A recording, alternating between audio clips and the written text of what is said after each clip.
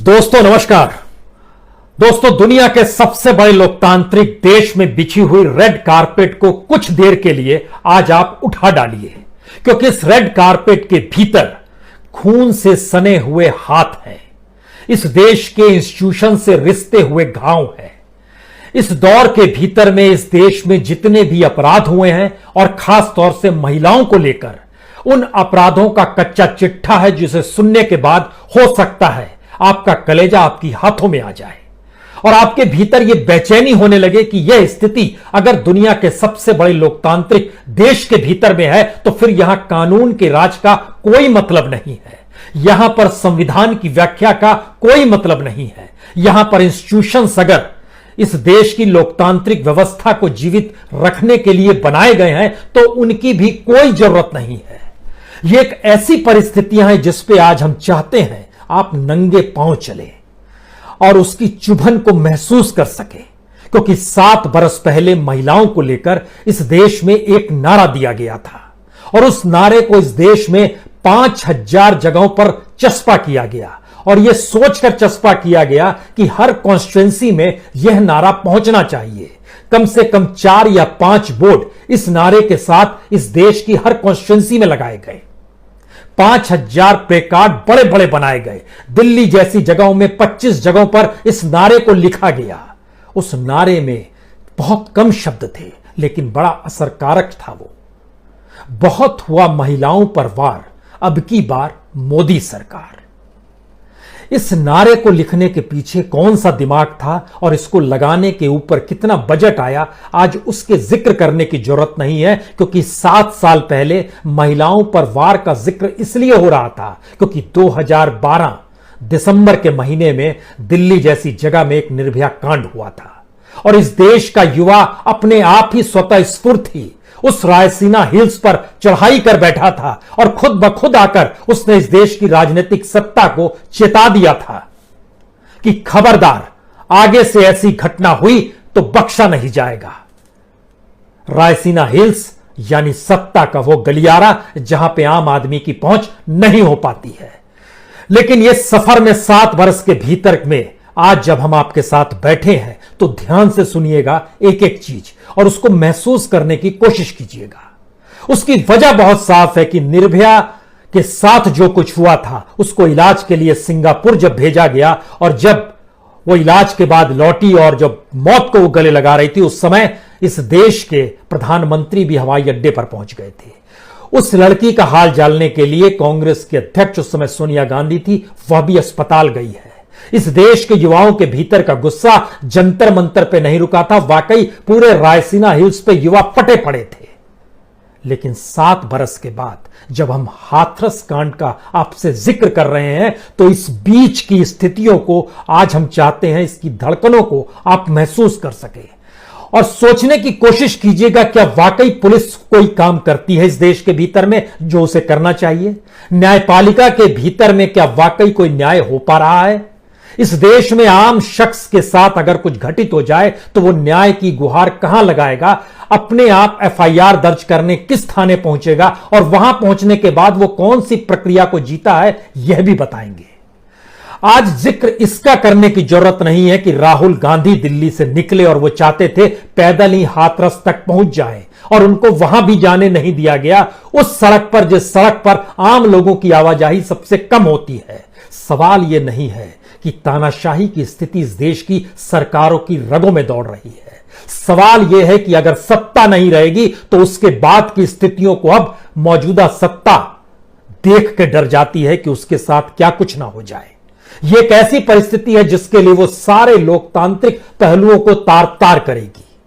राहुल गांधी को धक्का दिया गया, वो नीचे गिर गए, कांग्रेसी कर्ताओं को मारा गया। यह एक छोटी सी बात है, लाठीचार्ज कर दिया गया, छोटी सी बात है। स्थिति तो अगर कांग्रेस के भीतर एक पॉलिटिकल पार्टी के तौर पर होती अगर, तो फिर इस देश के हर राज्य से कांग्रेसी कार्यकर्ता आज निकल गया होता, लेकिन वो नहीं निकला है क्योंकि हर चीज केंद्रित होती चली जा रही है और तमाशा घर में बैठकर टेलीविजन स्क्रीन पर देखने के हम और आप आदी हो गए हैं। शायद इसीलिए हमें आज कोशिश की है कि हम बता पाए आपको कि निर्भया कांड से लेकर हाथरस कांड तक का सफर कितना त्रासदीदायक है।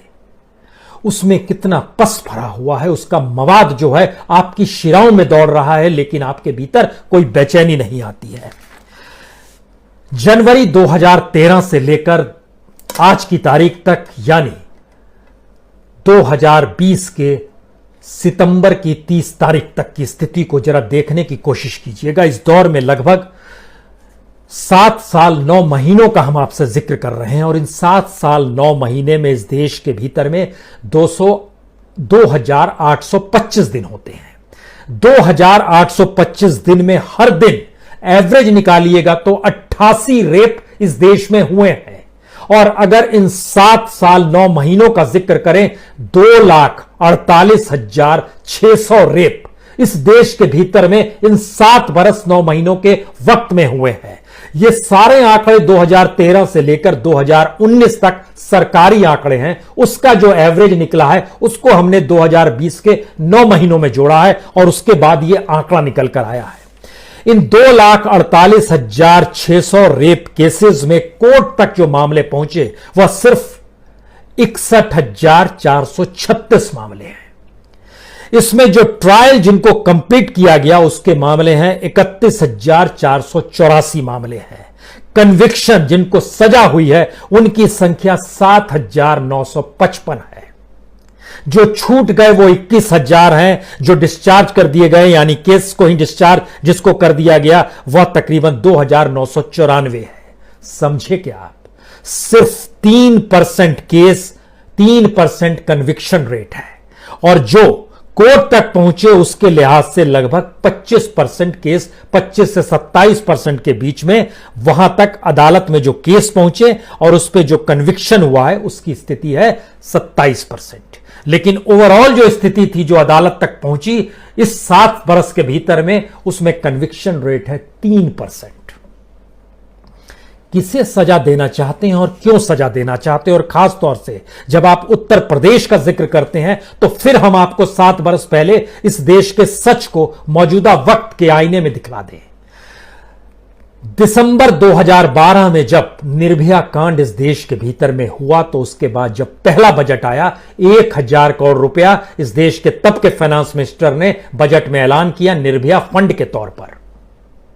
उस 1,000 रुपए के हिसाब से बहुत सारे प्रोजेक्ट्स थे, बहुत सारी योजनाएं थी, और उसके जरिए इस बात का जिक्र था कि हां, हम इसके जरिए 32 प्रोजेक्ट और स्कीम लेकर आ रहे हैं। बरस दर बरस वो रकम बढ़ते बढ़ते 7,436 करोड़ 66 लाख रुपए हो गई।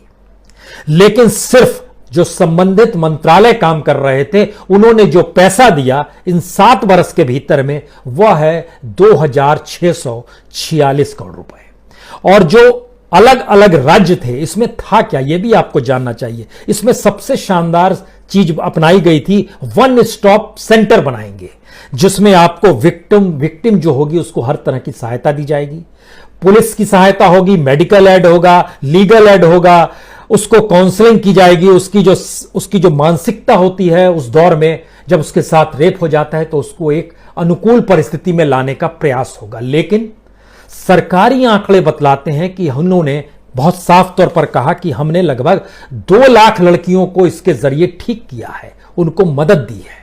और इस दौर के भीतर में जब हम परखना शुरू करते हैं कि कितने केसेस में महिलाएं इसमें शरीक हो गई, तो वो निकल के आ रहा है कि जितनी लड़कियों के साथ जो कुछ हुआ, जो एफआईआर दर्ज है, वह संख्या लगभग 5 लाख के पार की है। यह पहली स्थिति है।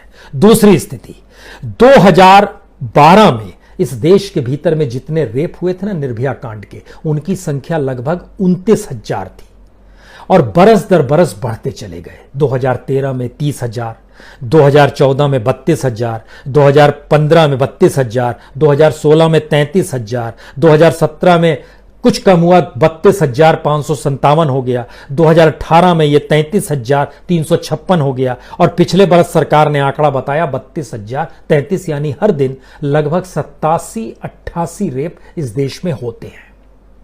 और उनका कन्विक्शन रेट और निर्भया फंड की स्थिति हमको लगता है दोनों जानना चाहिए। हमने इसके लिए सबसे बेहतरीन राष्ट्र महाराष्ट्र है, एक राज्य जो है महाराष्ट्र, इसलिए क्योंकि इसने निर्भया फंड से 0 पैसा खर्च किया। एक भी पैसा खर्च नहीं किया। लेकिन इन 5 बरस में जो बीती फडणवीस सरकार थी, 2014 में आई और 2019 तक में, उसने एक भी पैसा खर्च नहीं किया। लेकिन वहां पे 22,000 से ज्यादा इस राज्य में रेप हुए हैं।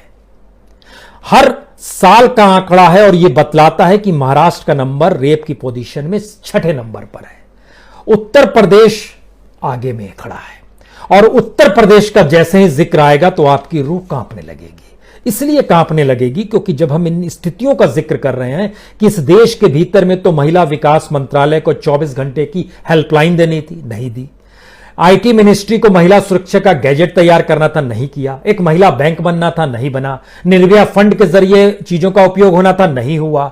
राजनीतिक दलों ने कहा था महिला सुरक्षा उनकी पहली प्राथमिकता होगी, नहीं हुई। पब्लिक ट्रांसपोर्ट के भीतर में जीपीएस सिस्टम लगा दिया जाएगा, नहीं लगा। कुछ भी नहीं हुआ 7 बरस में, सिवाय इसके कि रेप दर रेप बढ़ती चली गई। और यह स्थिति जब राजनीति के साथ मिश्रित हो जाती है तो वो कितनी खतरनाक होती है, इसके लिए आपको उत्तर प्रदेश का आज एक एसिड टेस्ट करना पड़ेगा।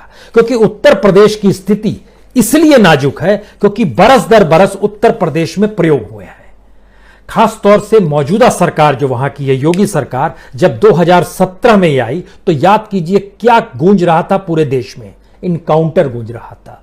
23 इनकाउंटर थे, 50 से ज्यादा लोग मारे गए थे और उनके केसेस में कहीं कोई गवाह नहीं मिलता था, कोई सबूत नहीं मिलता था। अदालत में मामला पहुंचा, एक भी मामला अदालत में इस रूप में सामने नहीं आ पाया, आज तक नहीं आ पाया कि दरअसल हो क्या रहा था उस पीरियड में। 2018 में वहां पर जातीय युद्ध देखा गया जिसमें पॉलिटिकल कॉन्शियस यह था कि हमको किसी तरीके से राजपूतों का नेता बनना है। ब्राह्मण वर्सेस राजपूत 2018 में उत्तर प्रदेश में दिया गया, पैट्रोनाइज कर लिया गया राजपूतों को, क्योंकि वहां के मुख्यमंत्री खुद को राजपूतों के तौर पर स्थापित कर रहे थे। इससे पहले राजनाथ सिंह अपने आप को स्थापित किए हुए थे, तो उन्हें दरकिनार किया जा रहा था और धीरे धीरे योगी यानी बिष्ट जो हैं वो अपने आप को स्थापित कर रहे थे। स्थापित उन्होंने खुद को कर लिया। 2019 में दलितों के खिलाफ जो केसेस और उत्पीड़न है वो सबसे ज्यादा उत्तर प्रदेश में होते चले गए और एनसीआरबी का डाटा यह बतलाता है कि किस तरीके से उसकी संख्या बढ़ती चली गई। 2020 में यह बहुत साफ था कि अब धीरे धीरे चुनाव नजदीक आ रहा है, ऊंची जातियों को अपने साथ करो। और उसी के अक्स में यह सवाल उठा कि हाथरस में जो कुछ हुआ और टेलीविजन स्क्रीन पे यह गूंज रहा है, अखबारों में यह बात आ रही है, इस बात का जिक्र बहुत तेजी से हो रहा है कि क्या वाकई अगर ऊंची जाति की कोई लड़की होती तो इस तरीके से वहां की सरकार पेश आती, जिसमें रात के अंधेरे में सुबह के 3 बजे या रात के 3 बजे उसके शव को वहां पर इस तरीके से जला दिया गया जैसे कोई कूड़ा जलाया जा रहा है। परिवार को लड़की सौंपी नहीं गई। अजीबोगरीब स्थिति है। पुलिस वालों को जिस रूप में आदेश होता है उन्हें वो काम क्यों करना पड़ता है? ब्यूरोक्रेट्स को जो आदेश होते हैं उन्हें वो काम क्यों करना पड़ता है? यहां तक कि न्यायालयों को भी जो आदेश होते हैं क्या उनको भी वही काम करना पड़ता है? ये सारे सवाल हैं। ये सवाल इसलिए महत्वपूर्ण है क्योंकि राजनीतिक सत्ता ने अपनी मुट्ठी के भीतर में सारी चीजें समेट ली है और इस बात का मैसेज अब वो खुले तौर पर देने लगी है। यानी आंखों में अब शर्म नहीं है, नैतिकता की जरूरत नहीं है,